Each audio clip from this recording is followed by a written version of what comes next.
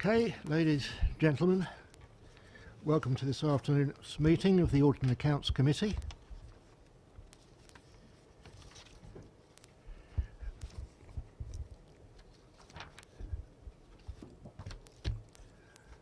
Pursuant to section, hang on, the wrong one.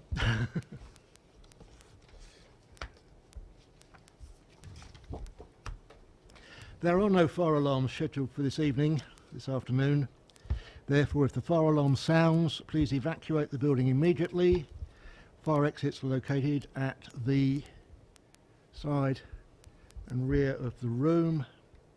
Go down the stairs, meet in War Memorial Park. As I've been told in the past, if you go down the stairs, the main staircase, go out towards New Street. Do not go through reception. It's much quicker, and the doors, of course, will be unlocked when the alarm goes. The meeting is being webcast. Please check with the officer. He's nodding. Please can all members and public switch off their phones or turn them to silent. Apologies for absence and substitutions. I've only been notified that Councillor Keating will not be with us and has not been substituted. Are there any declarations of interest? No. There are no urgent matters. So turning to the minutes of the meeting held on the 27th of June. Agenda item 4. Can those be accepted? All in favour? Fine. Moving swiftly on item 5. Jackie Tatum will introduce the Regulation of Investory Powers Act, use of RIPA. Thank you. This is the standard report that comes to each of the meetings of Audit and Accounts Committee. Since the last report, there has been no formal RIPA authorisations requested and granted, no joint operations and no non-RIPA authorisations. The table on page 12 shows the viewing of social networking sites within that period. If there's any questions, please ask. Do we have any questions? Councillor Rattigan. My question is just, you've put the figures here for the social media sites. Could we have that in some context? Perhaps you got a number here, maybe for the same period the year before. So for next year, we would see these numbers and a bit of context, so as we could know if they were going up or down, or I think that might be a useful addition. That's all. Thank you. Yeah, that's no problem. I can do that. Yes, Councillor Faulkner. Yeah, just an observation. I noticed when I first did RIPA was it was very clear that it was only being used where it was for offences that would have a 6-month criminal sentence, whereas with the social networking we seem to be starting to drift across some blurs possibly with activities that wouldn't have a 6-month criminal sentence. Does that cause us, or the officers, any sort of problems in their operations? No, the viewing of social networking sites, the Office of Surveillance Commissioners has confirmed that a backward view, so to gather information to support or refute an allegation, for example, so going into somebody's open profile, so we're not friending them or anything else, and taking a backwards view to gather information is okay. If we monitor them, so we continue to go in to check for updates as to what they're doing, then potentially that falls under RIPA, and that would then have to meet that 6-month custodial sentence for it to be a formal RIPA authorisation. Anything else? Oh, on the bottom of page 12, Jack, it refers to the 27th of July licensing one. It refers to pyrogenics. Should that be pyrotechnics? That's the wording I was given. That's the word. Yeah, I was going to say. I just saw it there, just sort of today. But yeah, the circular saw's a bit more the worrying bit, isn't it? But it's.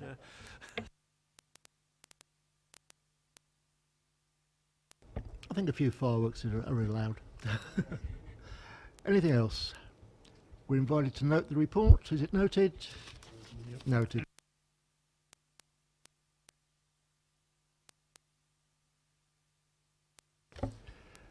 Item 6, Jackie again. Regulation of Investigatory Powers Act, annual review of the policy, and we have had an updated copy of the report with all changes noted. This report is the annual update of the RIPA policy, which members of the committee are required to approve. There's been no significant changes to the legislation, or no changes to the legislation since the last revision last year, but the Office of Surveillance Commissioners annually issues guidance. So this year I've taken the opportunity to extract some of their guidance to insert it within the policy. Each insertion is being clearly labelled that it is an extract from the Surveillance Commissioners. So if there are any questions on the revised policy.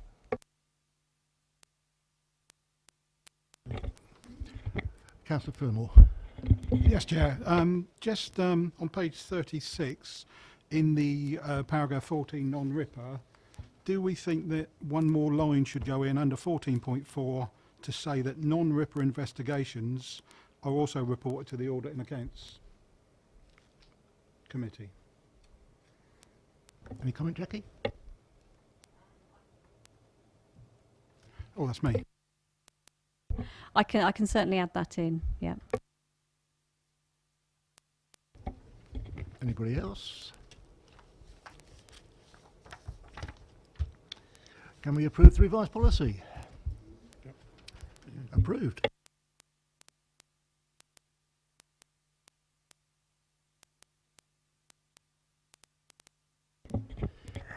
Item 7, Internal Audit Progress Report for May to July 2016.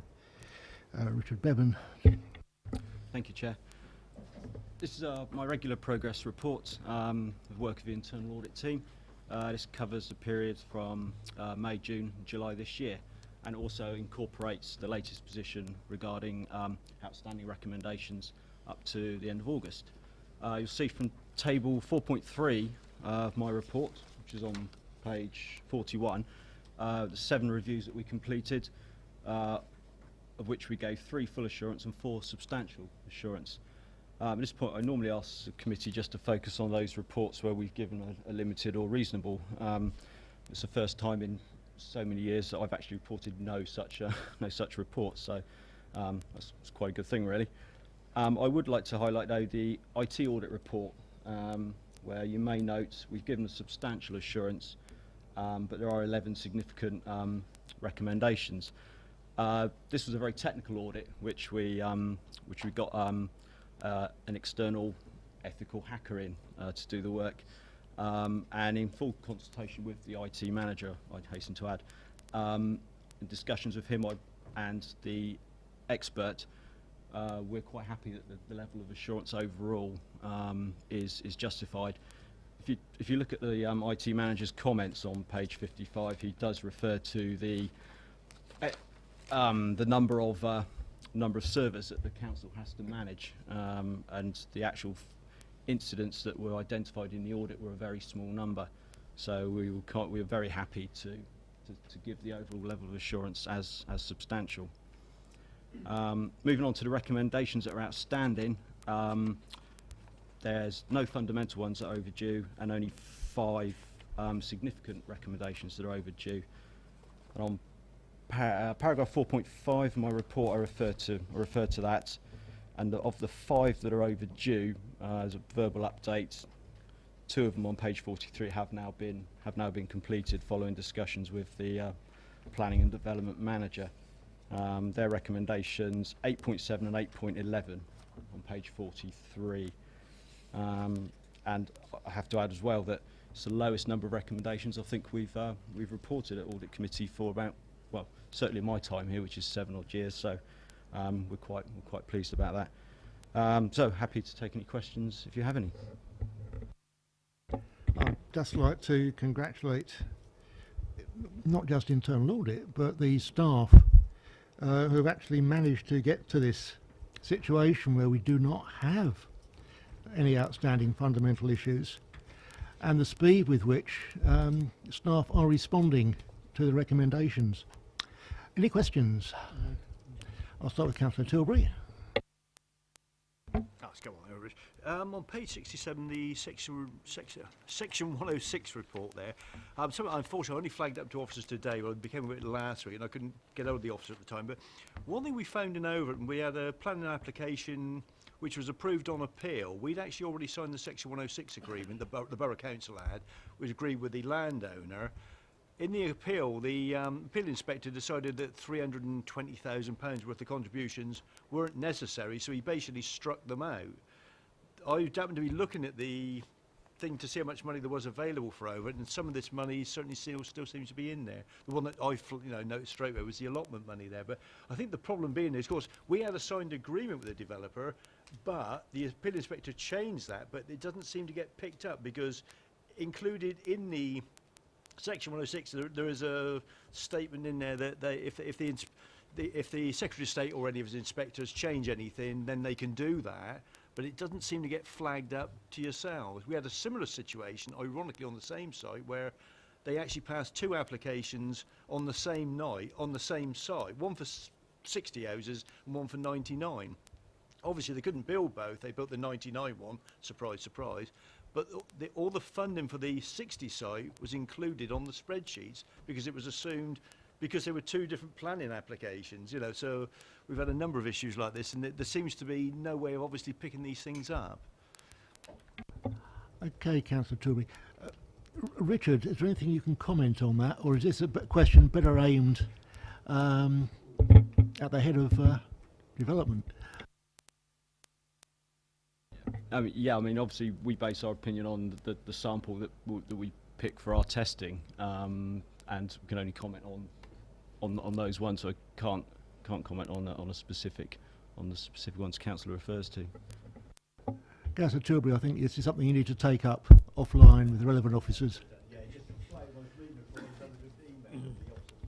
But thank you for your comments. Councillor Fillimore.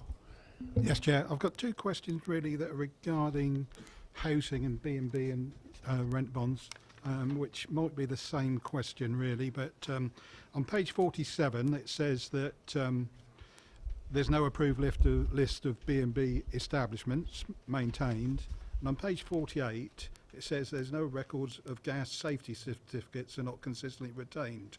My question is, should we retain those 2 bits of information? Yes, most definitely. The gas safety certificates, it's not a case that the gas inspections aren't done, it's just a case of I think with the filing of documentation more than anything. It's not a case that they're not done. Councillor Fillimore, did you have anything else? Carry on. Page 60, control objective 2. If you remember it, in April we asked for officers agreed to expand the scope of the commuted sums, I'm reading from the minutes, to include issues for residents in the area that pay service charges for maintenance of green spaces. Well, if we asked for it on the 11th of April, how could it have been done on the 27th of January 2015?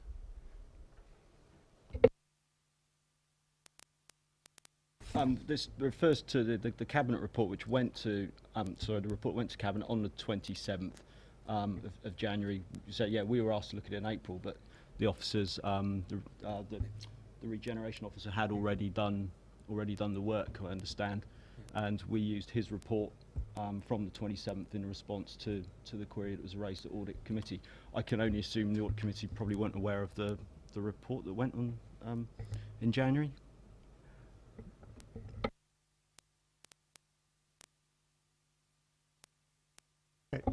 Councillor Faulkner.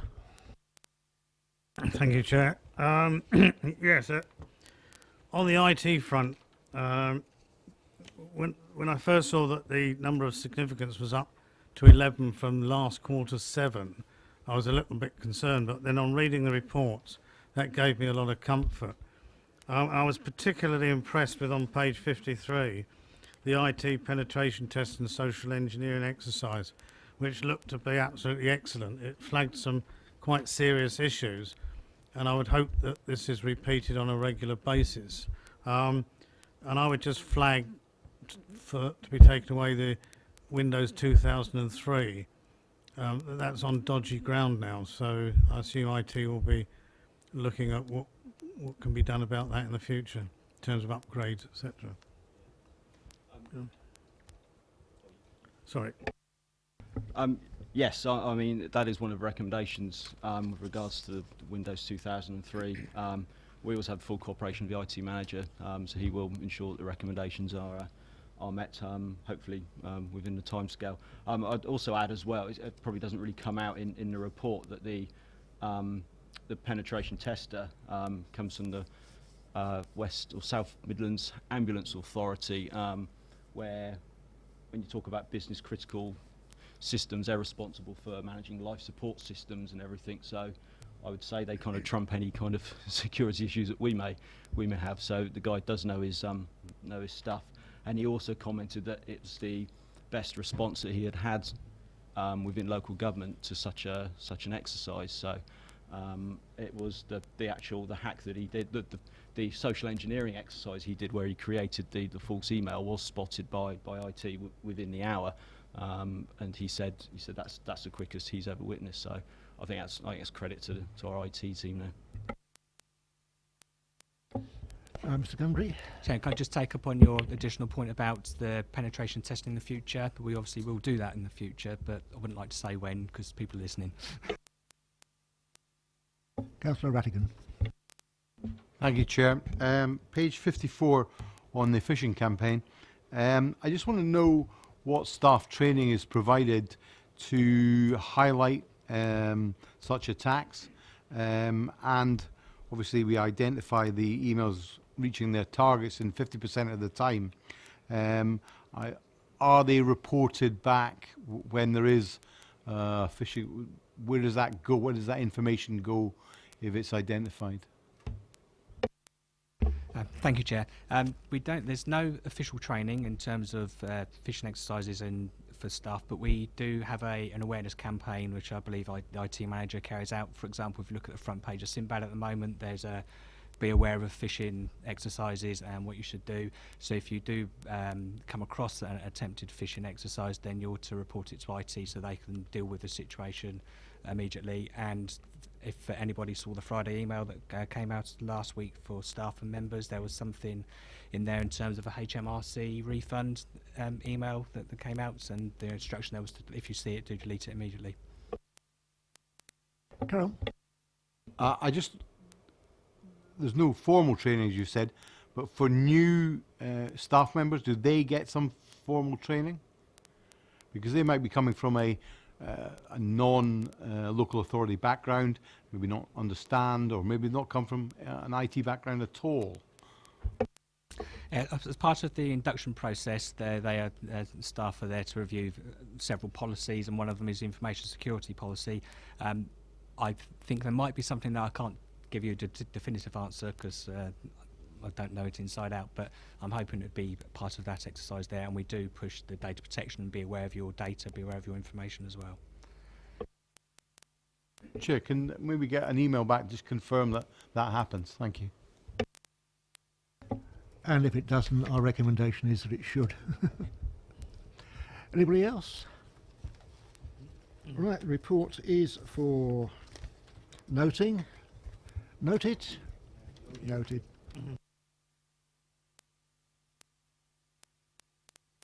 I'll now welcome Mr. Paul King from Ernst & Young, who is going to go through the audit report. Thank you, Chair. Thank you, members. This is our first audit results report, which we present to you as your external auditors from 2015-16.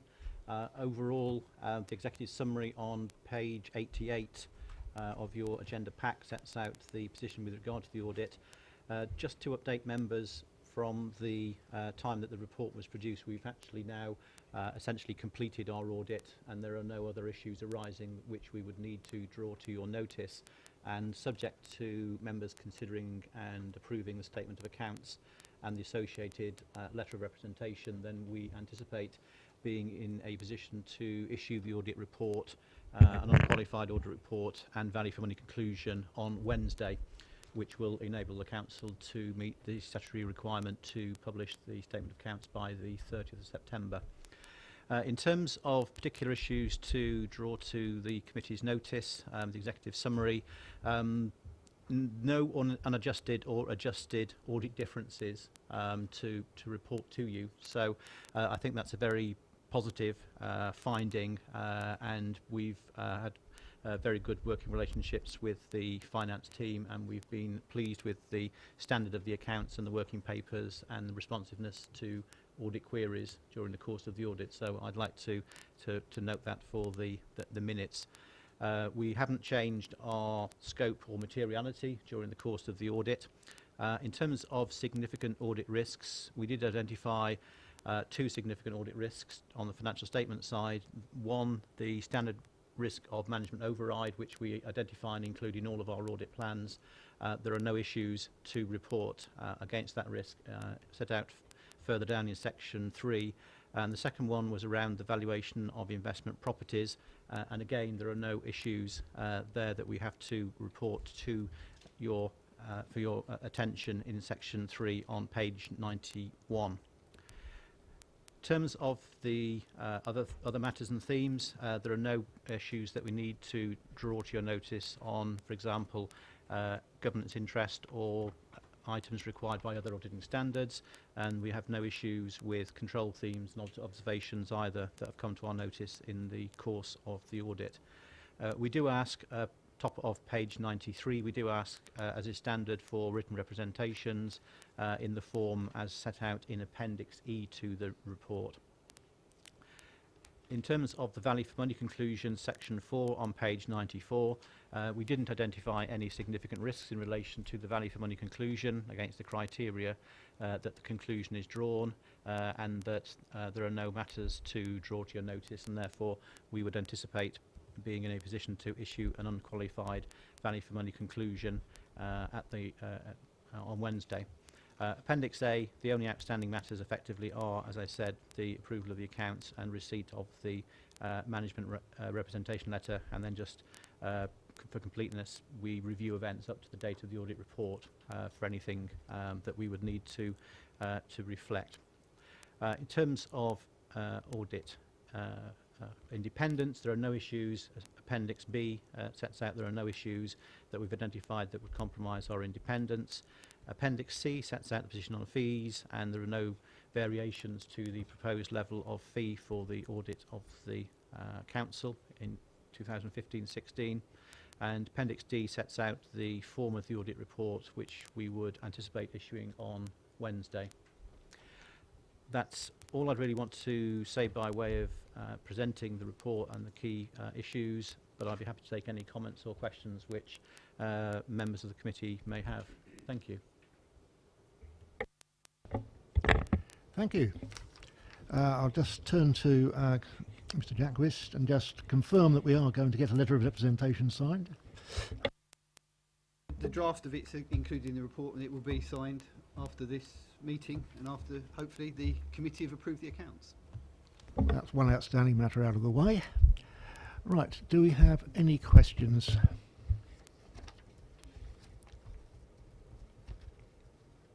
None? Councillor Radigan. Mr. King, do you see any future risks in our coming forward, or is this just looks so good that it's hard to believe? I think trying to predict the future is always something of a well, I would say a mug's game. But I think as far as we're concerned from the audit side, then what we've seen in the council's arrangements for producing the accounts and the finance team are very positive and very strong. So unless there are any changes to the team, which I'm not aware of any that are anticipated, then there's no reason that I could see why that particular part of our audit would change. I think more generally, though, if I look to things to do with the value for money conclusion, then I think, as all authorities are facing, there is a continuing financial pressure on authorities. I know from discussion with officers that potentially there are things on the horizon. So, for example, the immediate aftermath of Brexit has meant that interest rates have gone down, not as previously thought that they might start to rise, which I know for the council, with the level of investments you have, then reduction in investment returns clearly presents a potential challenge in terms of future income streams, which the council is well aware of, but clearly that perhaps wasn't the outlook before the outcome of the EU referendum. There are lots of things which government can do and does do in terms of policy changes, initiatives which impact on local authorities. So potentially new responsibilities that are passed down to local authorities with the funding not necessarily in step with those responsibilities. It's not clear, for example, what may happen in terms of the detail on things like non-domestic rates, localisation of those, and exactly how that will work. And that will obviously have a bearing on council. So I think there are a number of things which potentially there are challenges for the council, but certainly from what we've seen so far, the council is well aware of those challenges and the need to consider the response against them. So from my perspective, as far as it's possible to, if you like, crystal ball gaze, yes, there are challenges, but I don't see those challenges being ones which the council is either unaware of or is not responding to. Thank you. Anybody else? Well, thank you, Mr. King. That's good news from you. I'm certainly glad that we had no adjustments, adjusted or unadjusted, and nothing came out of the 50k reporting requirement. So my thanks to our officers for an excellent job that has been done in putting those accounts together, and the fact that there was nothing to report. So well done. Right, I think that report was for noting. Okay, so we can move on to item 9, where we're actually required to approve the statement of accounts on which we have just received the report. Now, Dean, over to Dean. Thank you, Chair. Yes, this report presents to the committee the statement of accounts for the year ended the 31st of March 2016 for approval. If I could draw your attention to the conclusion, which is on page 116, the external auditors have now reported that the financial statements, estimates, judgments and valuations used in the preparation of the accounts reflect a true and fair view of the council's financial performance and position as for the year ended the 31st of March 2016.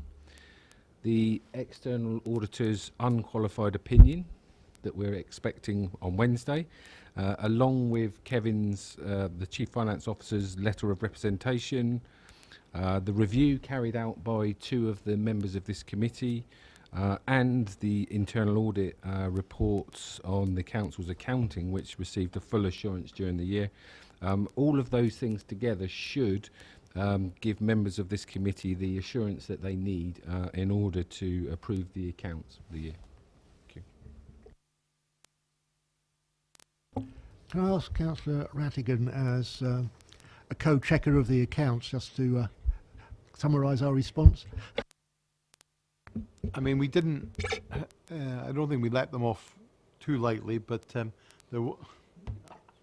No, I think it has to be fair. But we, looking at the review of the accounts, I think we highlighted some areas where we were unsure and we questioned them. But by the time we got to the end of our meeting, I felt that we had scrutinised that and could come back to this committee and say that they were sound and a true reflection of where the council stood. Thank you. Do we have any questions?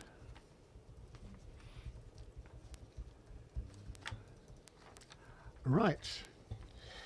Will the committee please approve the statement of accounts? Yep. And can I go ahead and sign the accounts? Yes. Lenny.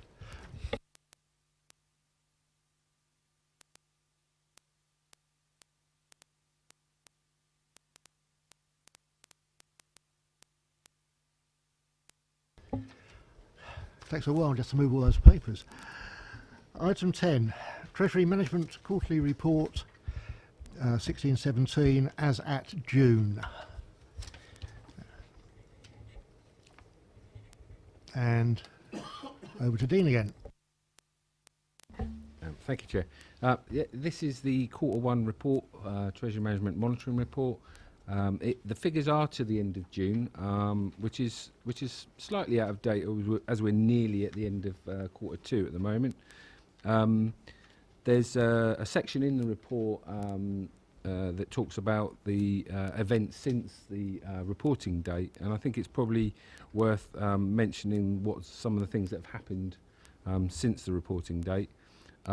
Since then, we've had the Brexit vote to leave the EU, and we've seen gilt markets fall substantially. The 5-year and 10-year gilts have fallen to all-time lows.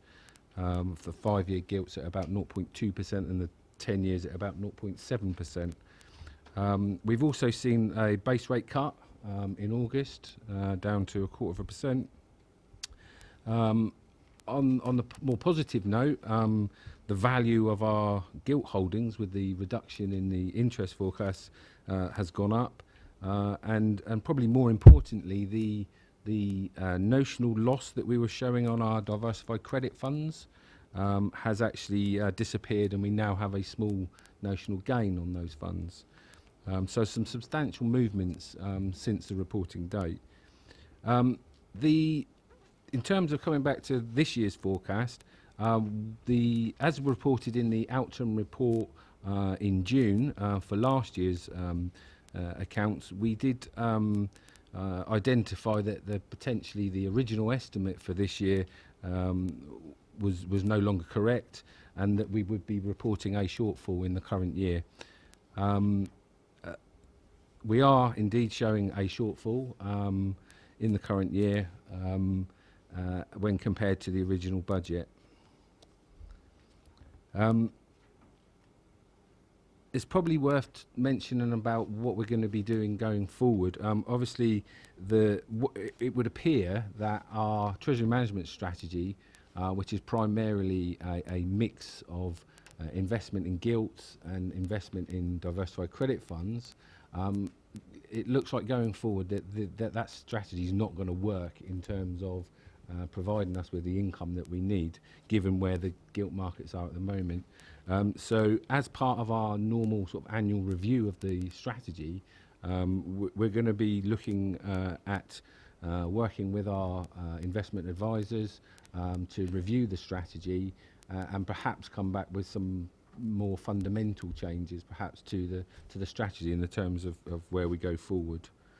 And you may see from that a number of different types of investments coming forward and looking at different options for future investment.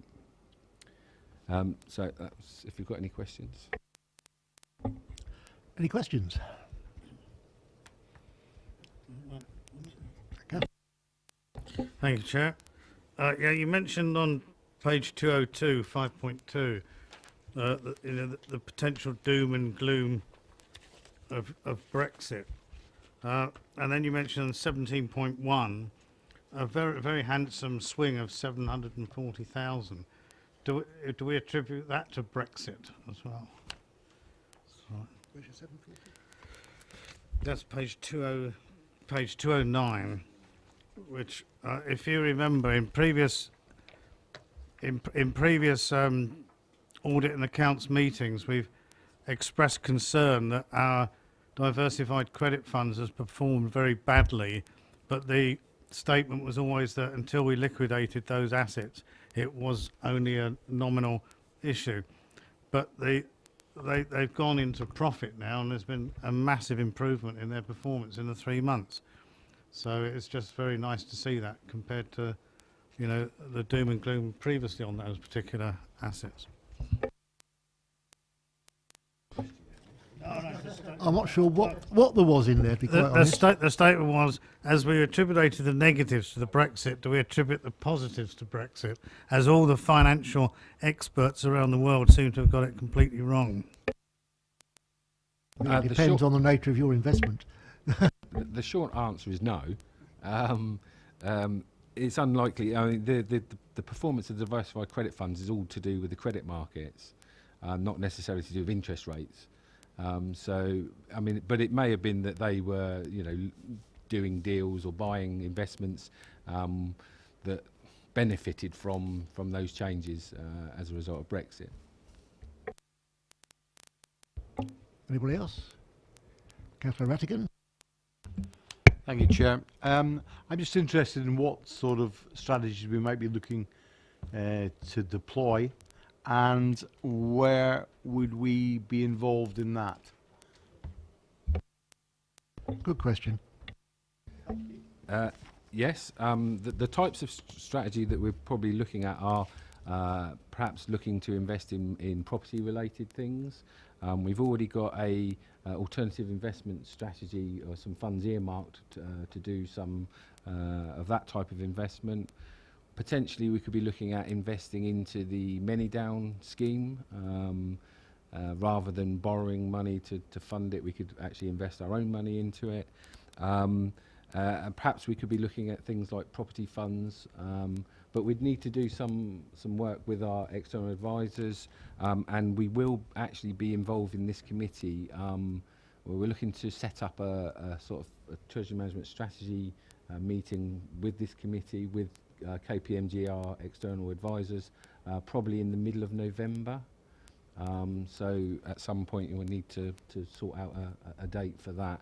And at that meeting, the KPMG can give us an update on our diversified credit funds, but also they'll be preparing a report for us in terms of where do we go from here in terms of our strategy, and do we need to change our strategy, and what type of things we should be looking at. And it will give members an opportunity to see that earlier before it goes off to Cabinet and on to Council for approval.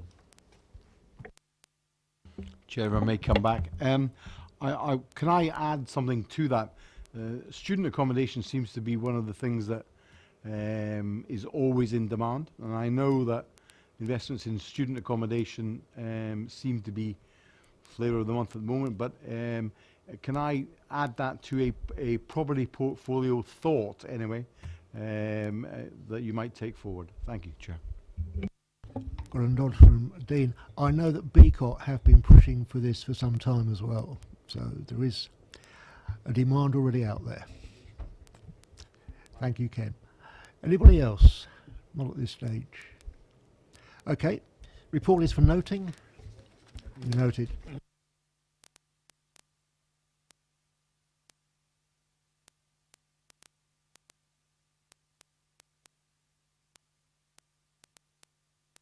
Now, I don't know what is going on this afternoon, but everybody seems mad keen on finishing early. Item 11. Appointment of external auditors beyond April 2018. And we have a recommendation that the committee recommends Council to agree that the Council joins the national scheme for local auditor appointments via Public Sector Audit Appointments Limited. And by the look of it, this is over to Philip. Thank you, Chair. This is a report which follows the changes to the Audit Commission which have happened, and as a result the Council will be able to appoint its own auditors going forward in the future. This takes effect from 2018-19, so it means effectively that we have to appoint our own auditors by the end of December 2017. And in order to appoint our auditors by the end of December 2017, it probably takes about a year to go through the procurement process. So we need to make a decision around about now, and the decision has to be made by Council on how we're going to make that appointment of auditors. And we have three choices basically, as is outlined in the report. We can either go it alone and set up a standalone panel, which has to be a majority independent panel to decide who our auditors are going to be and to go through a procurement process.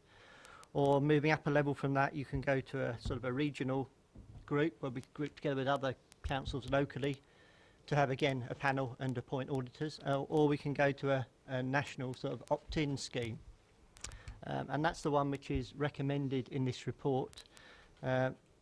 public sector audit appointments are the company that the Secretary of State has effectively authorised to be the organisation that can appoint auditors for the local government.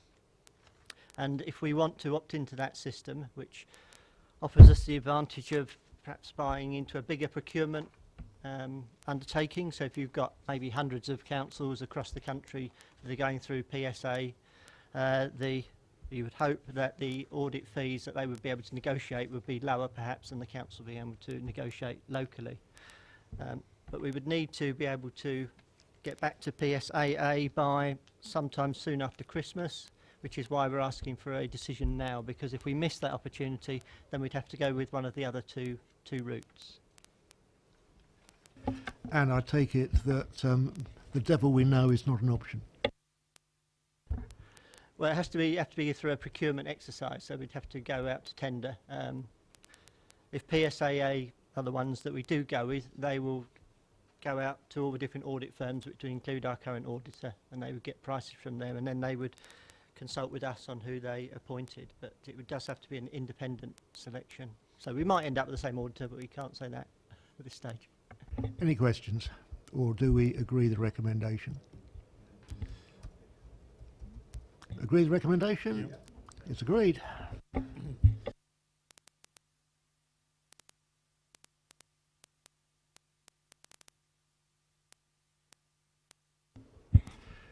And as we are rapidly getting through these meetings at the rate of knots, we'll move on to item 12, the committee work plan, and of course we can now stuff the plan with lots of work because we've got plenty of time to do it in. Daniel.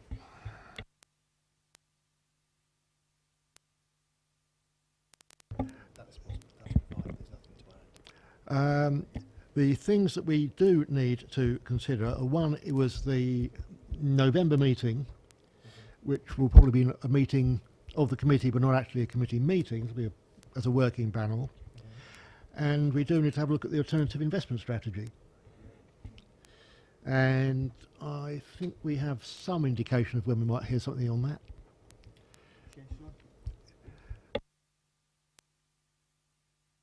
Chair, yeah, what I was going to suggest, at the moment that we have interim advisors advising on the setup of the fund, so I was going to suggest that they come to the January meeting, because soft launch of the fund is sort of occurring October and then November time, and then you've got Christmas, so I think it would probably be appropriate for the committee to hear from the fund for the interim advisors directly in January. I think that makes sense. Agreed.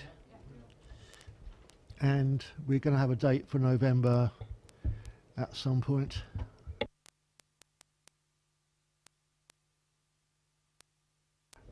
Officers want to check their calendars. Mr. King. Just one comment, Chair. We would bring our annual audit plan for 2016-17 to one of the meetings of the committee, probably the one either in January or March of next year. So we would propose to bring our annual audit plan to one of those two meetings. Apparently it is already in March. But if you wanted to bring it early, that probably wouldn't be a problem. We could probably go for January in that case. We'll move it forward. Councillor Faulkner.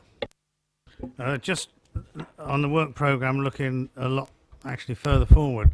As I recall, next year it changes that we do the accounts in end of July rather than September. Is it not officially a dry run?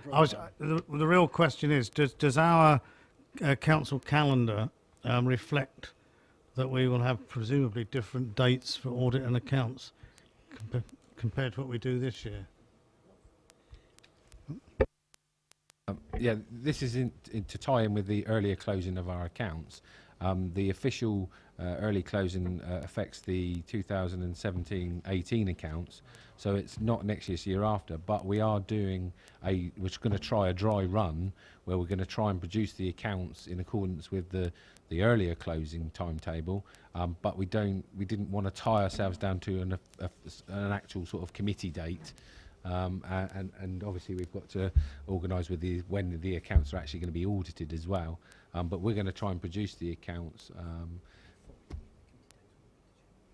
But obviously, because you look a year ahead anyway in terms of when you're setting the dates, we will need to change those shortly, so that the year after that they are a lot earlier, and that you will actually have a meeting in July to approve the accounts, and a meeting in May for the draft accounts.